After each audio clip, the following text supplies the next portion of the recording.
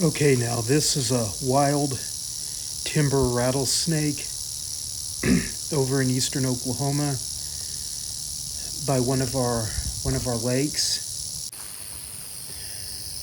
I've got a special rig that I use to film.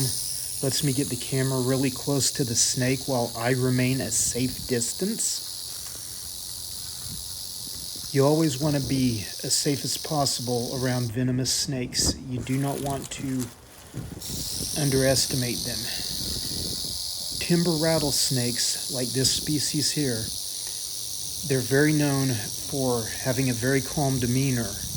They can, however, strike and deliver a serious bite. So, always keep your distance.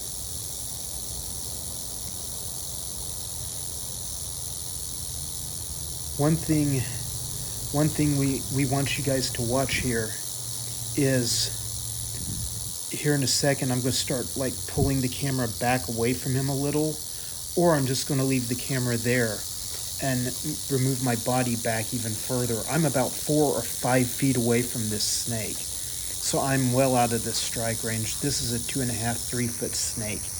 Even though he's puffed himself up and made himself look big, he's not that big of a timber rattlesnake.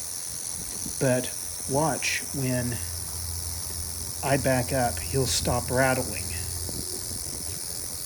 Or when I pull the camera back, he'll stop rattling.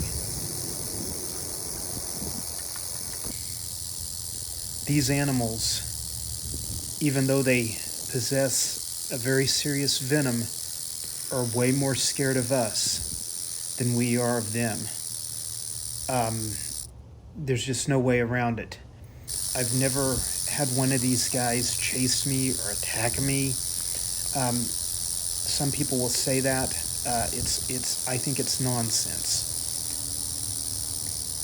Also, take a look at the tail on this guy.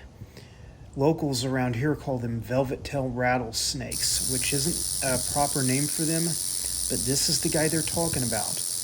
And you can see that black sheen and velvet-looking color on his tail.